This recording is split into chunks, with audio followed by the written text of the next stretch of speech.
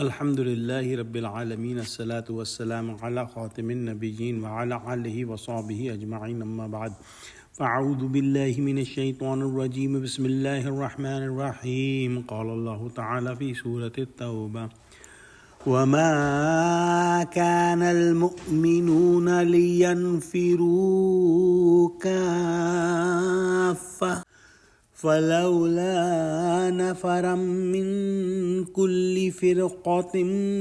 منهم طائفة ليتفقهوا في الدين ولينذروا قومهم إذا رجعوا إليهم لعلهم يحذرون۔ ترجمہ: اور یہ تو ہو نہیں سکتا کہ مومن سب کے سب نکل آئیں، تو یوں کیوں نہ کیا کہ ہر ایک جماعت میں سے چند اشخاص نکل جاتے تاکہ دین کا علم سیکھتے اور اس میں سمجھ پیدا کرتے، اور جب اپنی قوم کی طرف واپس آتے تو ان کو ڈر سناتے تاکہ وہ حذر کرتے۔ گزشتہ رکوع میں ہم نے جہاد میں نکلنے کی فضیلت پڑھی اور نہ نکلنے پر ملامت سنی،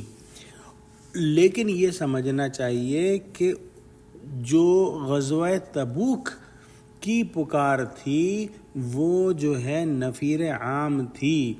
اس کے اندر معاملہ اتنا سنگین تھا کہ آپ صلی اللہ علیہ وآلہ وسلم کی طرف سے حکم تھا کہ ہر وہ مرد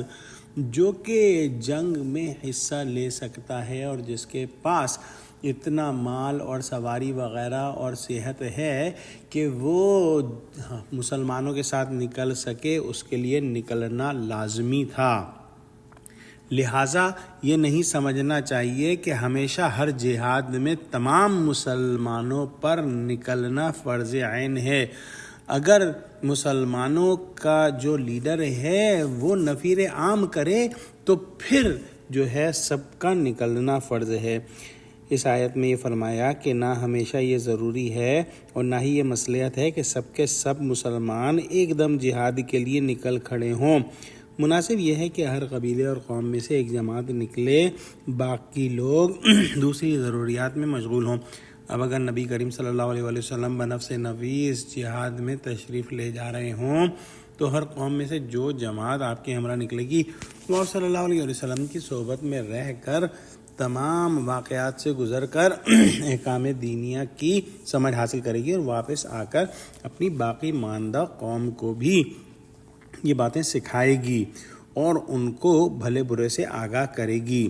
اور فرض کیجئے کہ اگر خود حضور صلی اللہ علیہ وسلم مدینے میں رونق افروز رہے تو باقی ماندہ لوگ جو جہاد میں نہیں گئے حضور صلی اللہ علیہ وسلم کی خدمت سے مستفید ہو کر دین کی باتیں سیکھیں گے، اور مجاہدین جب واپس آئیں گے تو یہ لوگ جو آپ صلی اللہ علیہ وسلم کے ساتھ ہی رہے وہ ان کو وہ باتیں سکھا دیں گے جو انہوں نے حضور صلی اللہ علیہ وسلم سے سیکھی ہیں۔ آیت کے الفاظ میں عربی ترکیب کے اعتبار سے دونوں احتمال ہیں۔ حضرت شاہ صاحب لکھتے ہیں کہ ہر قوم میں سے چاہیے بعض لوگ پیغمبر صلی اللہ علیہ وسلم کی صحبت میں رہیں تاکہ علم دین سیکھیں اور پچھلوں کو سکھائیں۔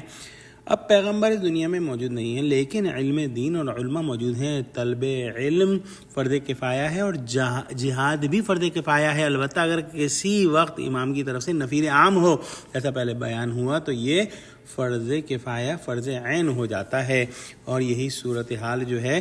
وہ تبوک پر تھی۔ ابو حیان کے نزدیک یہ آیت جہاد کے لیے نہیں بلکہ طلب علم کے بارے میں ہے۔ جہاد اور طلب علم کی آیات میں مناسبت یہ ہے کہ دونوں میں اپنے گھر سے اللہ سبحانہ وتعالیٰ کے راستے یعنی فی سبیل اللہ کے لیے نکلنا ہوتا ہے، اور دونوں کی غرض جو ہے وہ احیاء اور اعلاء دین ہے، یعنی دین کو زندہ کرنا اور دین کو غالب کرنا، اور جو ہے ایک کے اندر تلوار سے جبکہ دوسرے میں زبان اور قلم وغیرہ سے کام لیا جاتا ہے۔ دعا کرتے ہیں کہ اللہ سبحانہ وتعالیٰ ہم کو قرآن کا فہم عطا فرما، ہم کو سچوں سے جوڑے اور ہم کو صراط مستقیم پر قائم فرما دے۔ آمین۔ وآخر دعوانا الحمدللہ رب العالمین، والسلام علیکم ورحمۃ اللہ وبرکاتہ۔